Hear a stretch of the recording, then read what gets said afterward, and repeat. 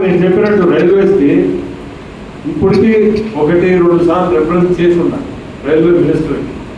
ఒకసారి సీఎం వచ్చినప్పుడు కానీ సీఎం వచ్చినప్పుడు కానీ ఆ రైల్వే మినిస్టర్ దగ్గరికి పోయి రిప్రజెంట్ చేస్తే ఖచ్చితంగా జరగదు. ఎందుకంటే ఇప్పుడుంటే రైల్వే మినిస్టర్ కొంచెం మాట్లాడితే ఏం చూస్తాడంటే ఆయన ఇప్పుడు ట్రైన్ స్టాప్కి అడిగినా ట్రైన్ స్టాప్ సెకండ్స్ ఏమని అడిగింది. నాకు ఒక బోర్డుకు చూపించి ఆ బోర్డు మీద ఏం పెట్టాడంటే చూడమన్నాడు, నువ్వు ఇన్ని తీసుకొచ్చి పెట్టావు, మాకు ఎన్ని ఇబ్బందులు ఉన్నాయి చూడండి అన్నట్టు ఒక బోర్డు మీద చాక్ తీసుకొని అటువంటి మినిస్టర్ ఆయన. ఇది కానీ నేను ఇన్ని సెకండ్ ఇస్తే ఇన్ని ట్రైన్లు 20 ట్రైన్లు ఆపాల, 30 ట్రైన్లు ఆపాల. ఈరోజు మేము మెయింటెనెన్స్కి 5 గంటలు ఆపుతున్నాం. ఇంతకుముందు 8-9 గంటలు ఆపే మెయింటెనెన్స్ ఈరోజు 5 గంటలకు తీసుకొచ్చా. బాంబేలో మొత్తం అంతా కంట్రోల్ మొత్తం బాంబేలో పెట్టున్నా. టెక్నాలజీ ఇదంతా టెక్నాలజీ, మనకు తెలియదు. ఇవన్నీ ఫైన్ క్రాక్స్ వస్తాయి, ఇవన్నీ కనిపెట్టేది ఈ టెక్నాలజీలో. సో మనం ఈరోజు 5 నుంచి 4 గంటలకు దింపారు. 4 గంటలు మనం మెయింటెనెన్స్ ప్రతిరోజు అవసరం. మీకు ఎవరు కూడా నేను చెప్పిన మాట ఎవరికి కూడా అనిపించదు. ఈరోజు కంట్రీలో మొత్తం మన దేశంలో 4 గంటలు మెయింటెనెన్స్ ట్రాక్ మెయింటెనెన్స్కి వాడుతున్నారు. అది ఎవరికన్నా తెలుసు? ఎవరికి తెలియదు. టెక్నాలజీతో మీకేం మనిషి ఇక్కడ కనపడదు, బాంబేలో కనపడుతుంది. అది వాళ్ళ ఆఫీసర్ పెట్టి మొత్తం అంతా ఎక్స్ప్లెయిన్ చేసి చెప్పాడు. ఇంకా మనకు మాట్లాడే పని లేకుండా పోయింది. ఇక్కడ ఏమో ట్రైన్లు ఆపండి, ఏముందిలే 2 నిమిషాలు అది ఆపేదానికి మీకేమి ఇబ్బంది, అది కావాలని మీరు చేస్తున్నారు. ఇది అంటే దానికి కూడా ఎన్ని ఇబ్బందులు ఉన్నాయో మొత్తం అంతా ఎక్స్ప్లెయిన్ చేసి చెప్పాడు. దీన్ని కూడా నేను యాక్చువల్గా ఇప్పుడు మీకు ఐసీఎఫ్ ఉంది చెన్నైలో. సో ఐసీఎఫ్ అనేది మీకు కోచ్లు తయారు చేస్తున్నారు. ఇప్పుడు మీరు చూసే వందే భారత్ ఇవన్నీ కూడా అక్కడ తయారు చేస్తున్నారు కోచ్లు.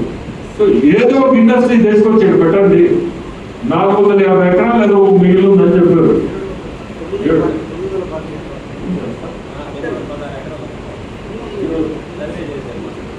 సర్వే చేశారు. సో 900 ఎకరాలు అంటే మంచి. ఖచ్చితంగా నేను కృష్ణారెడ్డి గారిని కూడా రిక్వెస్ట్ చేస్తా, సీఎం వచ్చేటప్పుడు ఎప్పుడు ఢిల్లీ వస్తున్నాడు మీరు కానీ వస్తే మనం ఇద్దరం రైల్వే మినిస్టర్ని సీఎంతో పోవాలి. సీఎం కానీ మాట్లాడాడంటే 100% మీ పని ఉంది. ఇంకోటి కూడా లోకల్ బాడీ ఎలక్షన్స్ కూడా మీ బాధ్యత. ఇది లోకల్ బాడీ ఎలక్షన్లో కూడా మనం ఇంకో 100-100 గెలిపించాం అనేది కూడా అవసరం.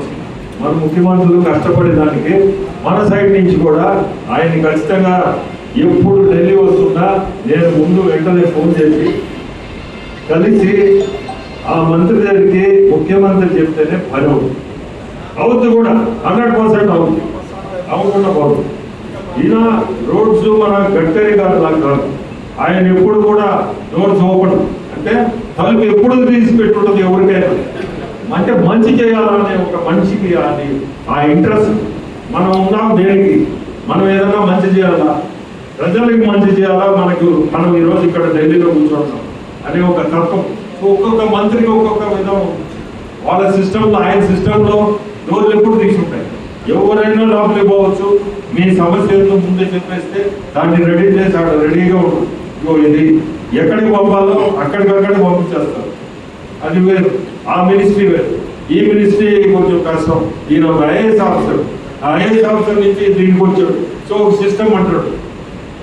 ఇప్పుడు రైల్వే మినిస్టర్ ఆ సిస్టమ్స్ ఈ ఐఏఎస్ ఆఫీసర్ నుంచి చదువుకున్నాం. సో ఇది లేదు అది లేదు, రకరకాల ఇబ్బందులు ఉంటాయి.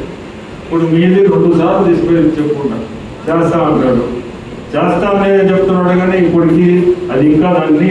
సో మన ముఖ్యమంత్రిలో కరెక్ట్ పర్సన్ కానీ చేపిస్తాం, పట్టుదలగా చేపిస్తాం.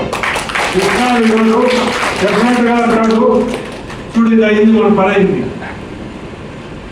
ఖచ్చితంగా చేపిస్తాం అనుకుంటున్నాం. ఈ బిట్రగుంటలో రేపు 100% మనం దీంట్లో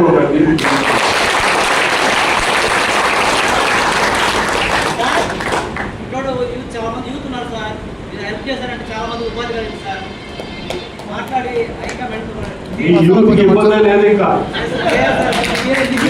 నేను ఒకటి చెప్తున్నా మీకు కొంచెం టైమే.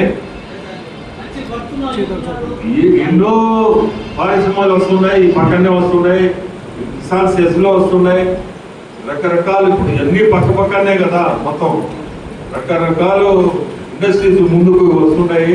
ఖచ్చితంగా కూడా మీకు ఆ ప్రాబ్లం అయితే ఉండదు. మీరు ముందుకు చూడండి, ఎంత పద్ధతిగా మీకు జరుగుతుంది. మీరు రుణపడేది కాదు, మీరు రుణపడినా పడకపోయినా మీకు ఉద్యోగాలు అయితే వస్తాయి.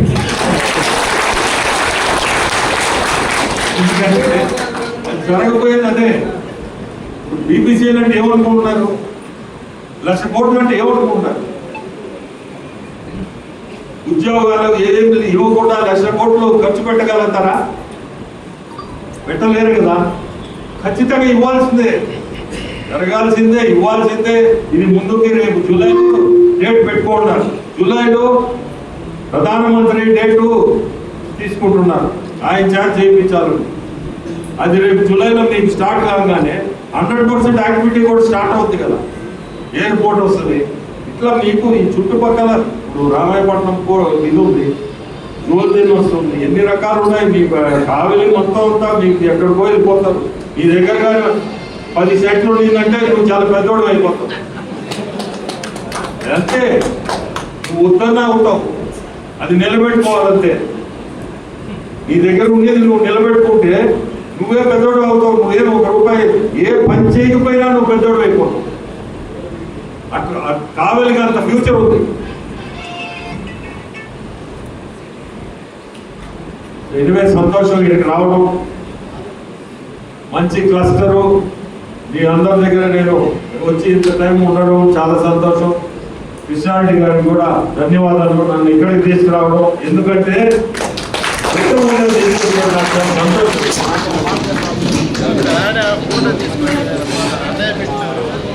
సంతోషం.